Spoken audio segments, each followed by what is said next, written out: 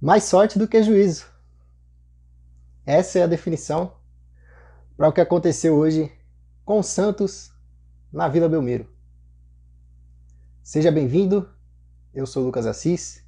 Esse é um quadro dentro do meu canal no YouTube, onde eu tento trazer um pouco do lado torcedor e do lado do torcedor santista sobre o seu sentimento perante a esta instituição no ano de 2023 e, se Deus quiser, em diante. 6 derrotas e 6 empates depois, ela voltou. Vitória do Santos. Uhul! A todas que existem no Brasil, um grande abraço. E espero que vocês tenham voltado para ficar, mesmo que não da forma que a gente queria, não é mesmo?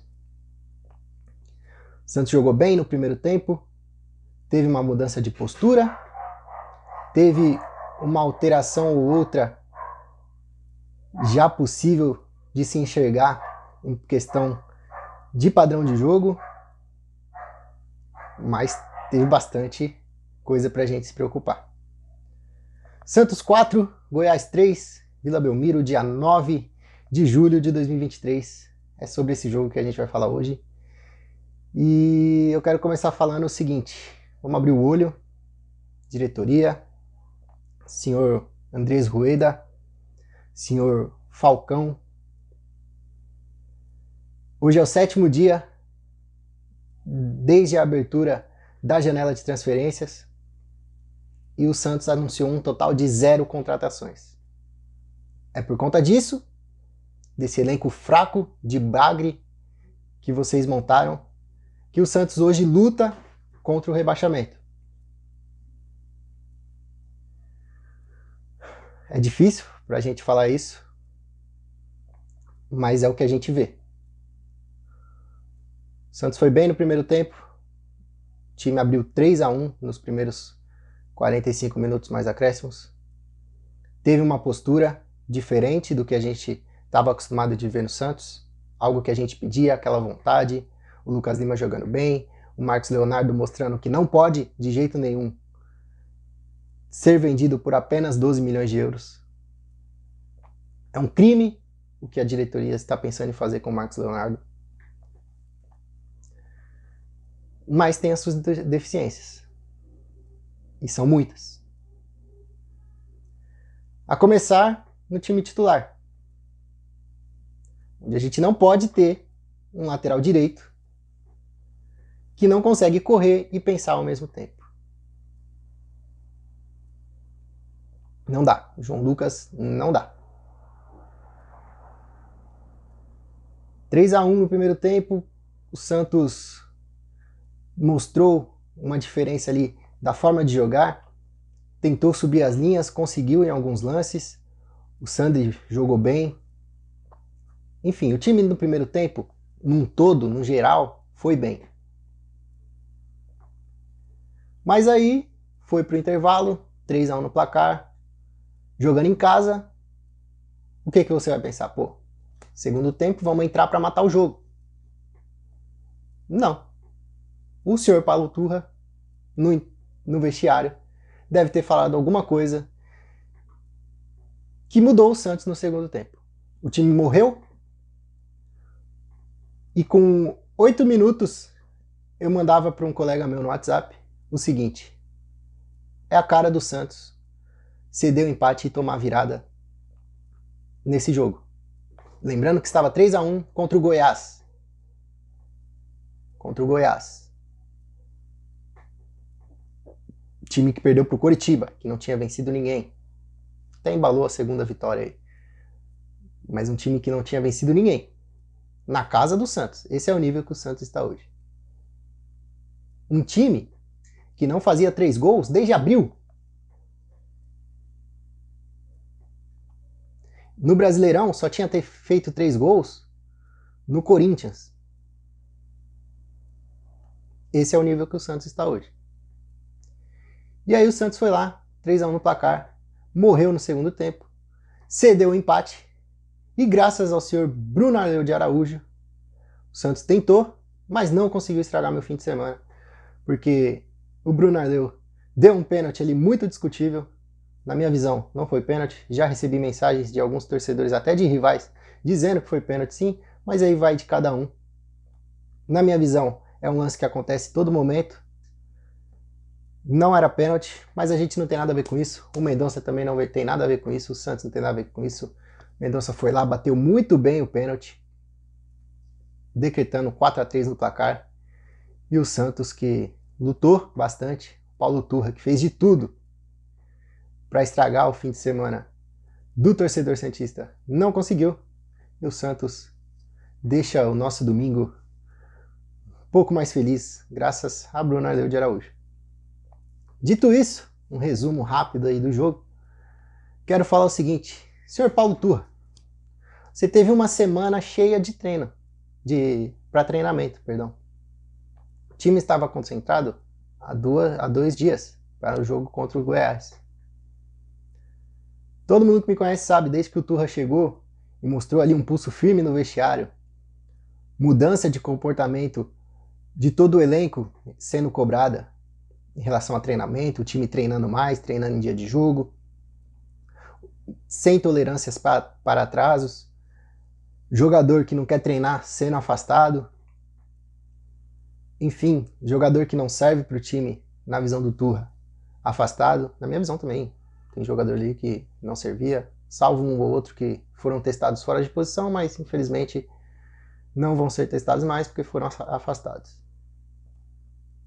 Enfim, o senhor, como gestor, como pulso firme, o senhor está indo muito bem. Show de bola o que o senhor está fazendo. Está trazendo um profissionalismo e tentando implantar um senso de urgência nesse time que acha que, como o senhor Andrés Rueda e como o senhor Falcão há dias atrás disse no GE, é um time que briga por Libertadores. E não é, a gente sabe que não é. Quem é realista de verdade sabe que não é. Só que hoje, dentro de campo, senhor Paulo Turra, o senhor acabou com o time do Santos. Primeiro na conversa no vestiário, no intervalo, que a gente não sabe o que foi conversado, que o Santos voltou morto. Aí depois o senhor me bota Bruno Mezengue e Luan Dias. Luan Dias até que foi mais ou menos. Mas não dá. Não dá. O Marcos Leonardo lesionado, tá? Sentiu um princípio de lesão ali, tinha que ser substituído. Só que não dá para você olhar para o banco. Você tem Bruno Mezenga e você tem David. E você escolher pro lugar do Marcos Leonardo o Bruno Mezenga, cara. Ah, mas o David... Aí vem as fornalhas da base, que são os velhos torcedores do Santos, que falam, ah, mas o David só chuta. O David não olha pro lado. Não. Tava 3-1. Se eu não me engano, ainda tava 3-1. Independente, o Santos tava ganhando. O David, não vem com a desculpa de, botei o Mezenga para segurar a bola no ataque. O David segura a bola no ataque. David segura a bola no ataque. Ele sabe fazer ali um pivô. Não dá para você colocar o Bruno Mezenga se você tem o David no banco. Principalmente se o seu atacante titular é o Marcos Leonardo. Que calou a boca de muitos hoje, novamente, né? Não contente, ele olhou para a volância. Deixa eu até abrir aqui, Santos Futebol Clube. Vou lá, minutagem certa. Tá abrindo aqui. Minuto a minuto. Deixa eu ver se vai aparecer aqui. Não, até eu achar aqui vai ser complicado. Não vou achar a minutagem certa aqui. Eu tô com o notebook aqui do lado. Mas você não pode olhar para o banco depois de já fazer a besteira de colocar o Bruno Mezenga? Você não pode olhar para o banco, querer mudar um dos volantes, sendo que os dois estavam amarelados? Novidade, né? O Rodrigo Fernandes tomou amarelo. Zero novidade. O Sandri também amarelado na partida. Você não pode olhar para os dois e falar, vou tirar um para colocar o Vinícius Balieiro. Não dá, cara. Você tem o Dodi no banco. O Dodi estava mal nas últimas partidas? Sim. Mas até pouco tempo atrás, ele era seu titular absoluto. Tudo bem, era outra comissão, beleza. Mas, cara, não dá. 9 de julho de 2023 e eu sou obrigado a ver Vinícius Bagriero em Santos jogando. Não dá, cara. O que acontece? Tava 3-1, tomou um empate. Foi lá, fez o seu golzinho de pênalti ali. O Turra já tinha sido expulso. E o que o auxiliar do Turra faz quando tá 4-3? Me tira um atacante para botar o Luiz Felipe. Pô, joinha para você. Você pensou certo. Você tirou um atacante, botou mais um zagueiro, fechou a casinha. Só que esse zagueiro, meu amigo, aí já não é culpa tão sua, porque se eu pegar aqui o banco do Santos, a gente tinha de zagueiro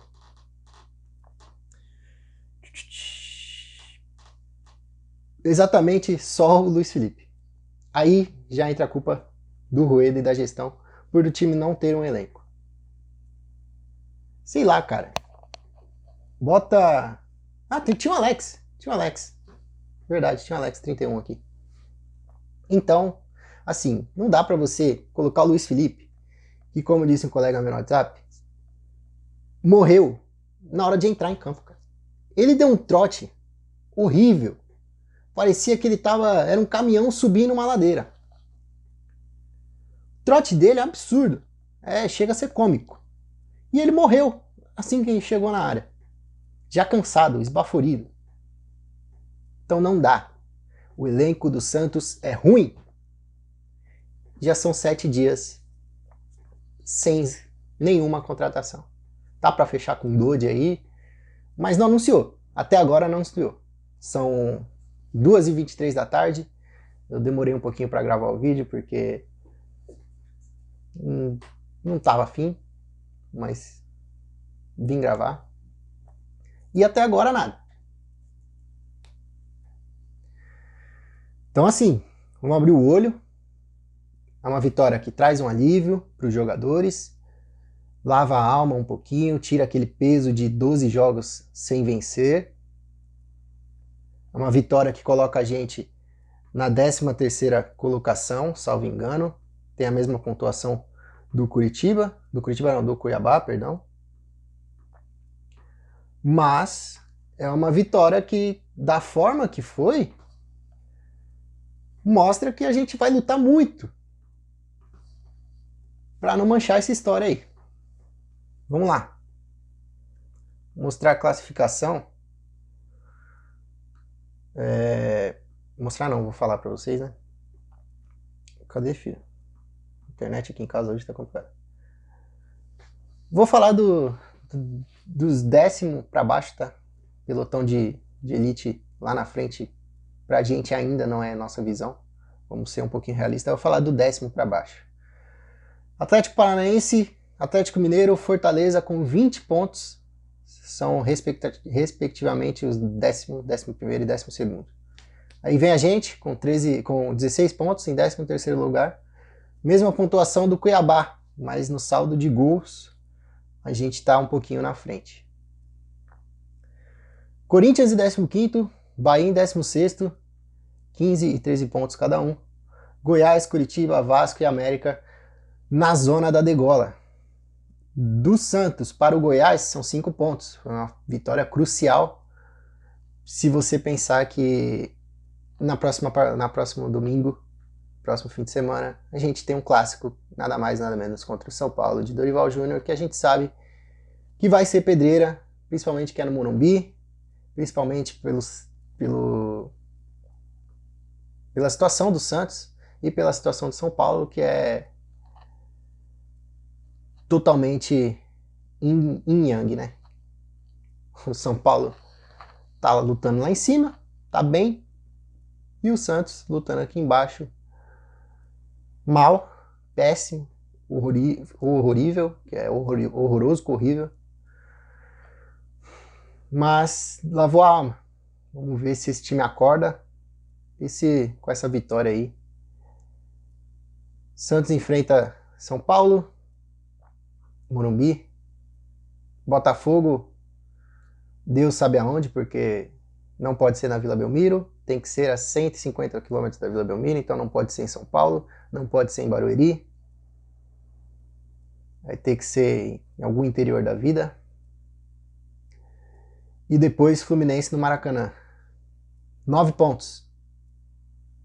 Desses 9, se a gente fizer 3, tem que ajoelhar, levantar a mão pro céu e agradecer, que são jogos difíceis. Um clássico, que já é difícil por si só, mas clássico é clássico, a gente tem que acreditar, independente da situação das duas equipes. Um jogo contra o líder do campeonato, fora da sua casa, longe do seu estádio, sem a sua torcida. E um jogo contra o Fluminense que a gente não sabe como é que vai estar o dia do Fluminense. Vamos abrir o olho, diretoria, vamos contratar, e contratar bem, tá? Chega de contratar bagre, por favor. Tô falando isso, mas eu sei que vai ser complicado. Vai ser difícil, porque essa diretoria contrata João Lucas, Maranhões, Ricardo Goulart, enfim, bagres a rodo. Mas vamos ter um pouquinho de esperança e quem sabe não ver uma luz nessa diretoria aí, o Paulo Turra também consiga instaurar esse senso de emergência dentro da mente dos gestores do Santos Futebol Clube. É um vídeo difícil, porque após uma vitória a gente pensa que vai ser alegria, mas não tem como, da forma que foi, não tem como. É um vídeo de alívio, mas com teor de alerta. Vamos abrir o olho, Santos. Sua luta não é lá em cima. Infelizmente, a nossa luta hoje é contra rebaixamento. Ganhar do parâmetro ganhar do Goiás não é parâmetro. Assim como eu disse para os corintianos que ganhar do Santos não é parâmetro, ganhar do Goiás não é parâmetro. Até porque o Santos, no ano, não ganhou de ninguém que esteja acima da tabela.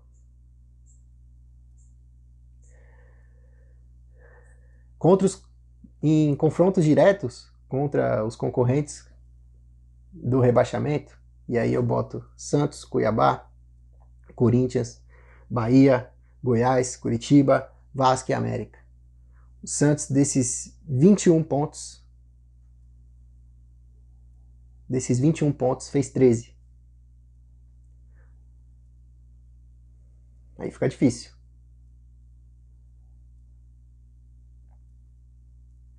Enfim. Pensemos. Alma lavada. Vamos trabalhar essa semana aí, Paulo Turra, e pelo amor de Deus, não me inventa de colocar Balieiro e Mezenga contra o São Paulo. Pelo amor de Deus. Eu sou o Lucas Assis, muito obrigado se você ficou até o final do vídeo. Se inscreve no canal, deixa um comentário aí. Sendo educado, a gente vai ler, vai responder. E manda um abraço para você no próximo vídeo. Deixe seu like também, se você gostou desse vídeo. Se não gostou, pode deixar o dislike. Não vai ajudar o canal, mas pelo menos é a sua opinião. E compartilha aí com o coleguinha. Pede para ele também deixar nos comentários qual a opinião dele sobre esse Santos de 2023. Que tá querendo, mas os deuses do futebol e o Bruno Arleu de Araújo não vão deixar, não. Se Deus quiser, vamos nos manter firmes na Série A. Com muita luta. E com muita oração. Seja qual for a sua religião aí, ore bastante. Beleza? Muito obrigado. Até qualquer hora. Se tiver contratação, eu apareço aí para dar minha opinião como torcedor sobre o que eu achei da contratação, beleza? Grande abraço, um beijo na família e até logo.